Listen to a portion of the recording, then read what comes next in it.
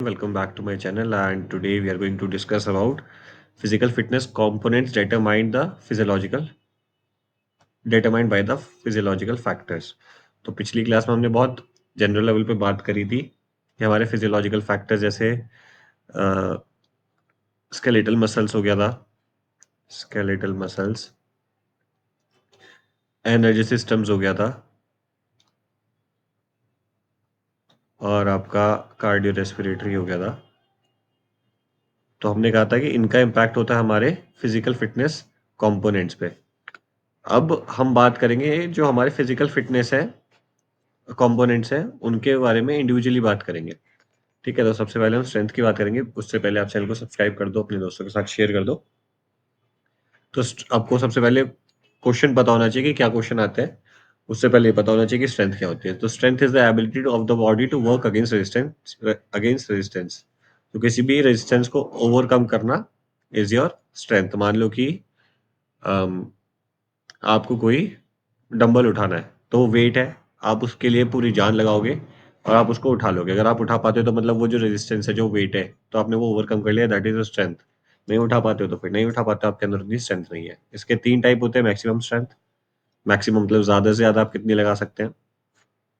Exclusive strength, इसमें मतलब strength के साथ साथ आपकी स्पीड भी मैटर करती है। फॉर एग्जाम्पल, अगर मैं आपको बोल दूं 5 सेकेंड में आपको 7 रेपिटेशन करनी है या फिर 10 रेपिटेशन करनी है डंबल की, तो वहां पे आपकी एक्सक्लूसिव स्ट्रेंथ आएगी कि आपको ज्यादा से ज्यादा करना है उसको, है ना। मतलब जल्दी से जल्दी करना है 5 सेकंड में, अपनी स्ट्रेंथ भी दिखानी है, स्पीड भी दिखानी है। उसके बाद आता है स्ट्रेंथ एंड्योरेंस। फटीग में आने के बाद भी आप कोई भी एक्टिविटी परफॉर्म करते रहे जिसमें आपकी स्ट्रेंथ लगती है, वो होता है स्ट्रेंथ एंड्योरेंस। ठीक है। अब अलग अलग स्पोर्ट में अलग अलग तरीके की स्ट्रेंथ चाहिए होती है ना। तो अब इस पे आपकी बात आए तो mixture of slow twitch fibre and fast twitch fibre is needed according to the sport. किसी में ज्यादा चाहिए होगा, कहीं कहीं पे कम चाहिए होगा, है ना। Sudden burst of energy is required हो सकता है जब आप अपनी स्ट्रेंथ लगा रहे हैं। तो दो फैक्टर तो ये हो गए। इसके अलावा आप लिखेंगे एक फिजियोलॉजिकल फैक्टर, आपकी मसल कंपोजिशन हो सकता है, राइट। और साइज ऑफ मसल हो सकता है। भाई जितना साइज ऑफ मसल अच्छा होगा उतना ही अच्छा आपका स्ट्रेंथ होगा। सिंपल सी बात है। तो ये शॉर्ट में इतना है। क्वेश्चन किस तरीके का आता है? हाँ, क्वेश्चन आता है what are the physiological factors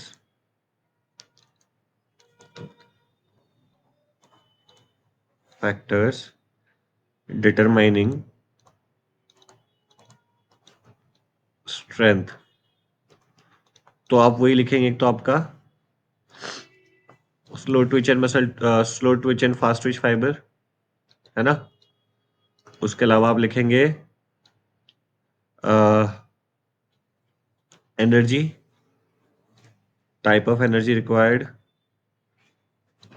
इनको आप अपने हिसाब से डिफाइन करेंगे। एक आप लिखेंगे टाइप ऑफ मसल छोड़ो, साइज ऑफ मसल। ठीक है, ये सब इसका पार्ट हो गया। अब आ जाओ एंड्योरेंस पे। एंड्योरेंस क्या होता है? Endurance is the ability of the body to work for a longer longer period without getting fatigued. ठीक है, बिना थके ज्यादा देर तक काम करना है, थकने के बाद भी देर तक काम करते रहना। ठीक है, ब्रिस्क वॉक से लेके मैराथन, ये सब इसमें आपका यूज होता है एंड्योरेंस।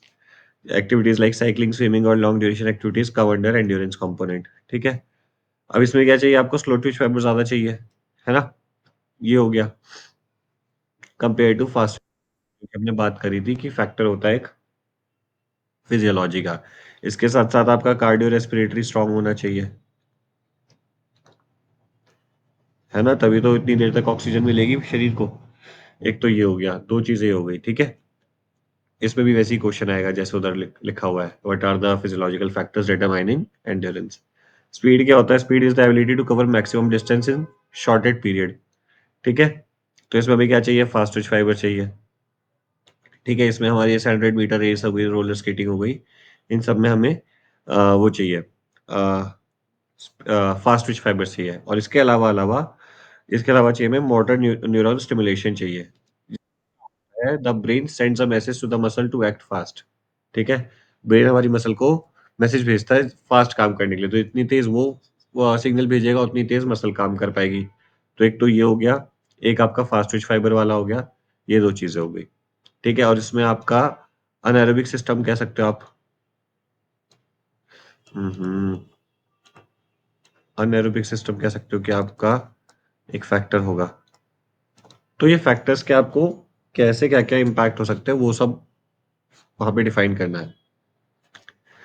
अब ये क्या है, फ्लेक्सिबिलिटी क्या है? It is the ability of muscles and tendons to lengthen without getting damage, या फिर रेंज ऑफ मोशन कह सकते हो, highest range of motion.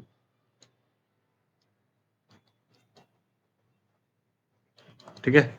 Activities of stretching और yoga required a good deal of flexibility, physiological factors like elasticity, आपकी muscle कितनी elastic है, एक्सटेंडिबिलिटी of muscles. Elastic और एक्सटेंडिबिलिटी में ये भी फ़र्क है बेटा। इलास्टिसिटी का मतलब है जब कोई चीज़ इलास्ट हुई, वो वापस जब उसको छोड़ा जाएगा तो वो अपनी ओरिजिनल पोज़ीशन में वापस आ पाए। कहीं ऐसा हो कि आपने उसे खींचा और वो वहीं रह गई, तो वो उसे कहते हैं एक्सपेंडेबल। इलास्टिसिटी का मतलब होता है कोई चीज़ आपने खींची, उसके बाद वो अपनी अपनी ओरिजिनल पोज़ीशन में भी आ पाए। ठीक है? इसके अलावा अलावा टाइप ऑफ जॉइंट, उस पे भी डिपेंड करता है। अब क्या होता है कि आप अपने शोल्डर को तो घुमा सकते हो ऐसे, है ना? और ऐसे ऊपर-नीचे भी कर सकते हो, ठीक है? ऐसे आगे-पीछे भी कर सकते हो, क्योंकि वहाँ पे बॉल एंड सॉकेट जॉइंट है। लेकिन ये आप अपनी एल्बो के साथ नहीं कर सकते, पूरा नहीं घुमा सकते, वो एक डायरेक्शन में चलता है क्योंकि वहाँ पे हिंज जॉइंट है। तो ये भी एक फैक्टर ही तो हुआ बॉडी का। तो ये फिजियोलॉजिकल फैक्टर्स हो गया, जिससे हमारी फ्लेक्सिबिलिटी डिफाइन होती है। Muscles, tendons and ligaments. Ligaments क्या होता है बेटा? लिगामेंट होता है जो बोन से बोन को जोड़ता है, ठीक है? मतलब वो तो ख़ैर जॉइंट एक अलग बात है, जैसे कि आपकी ये एक बोन है,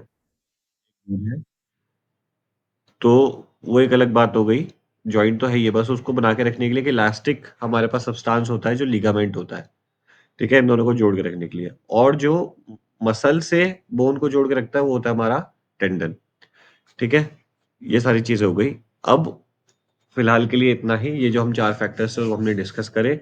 इसके आगे का कि एनर्जी सिस्टम कह रहा हूँ, एक्सरसाइज़ेज़ का वेरियस सिस्टम्स पे क्या इम्पैक्ट होता है वो हम अगली क्लास में करेंगे।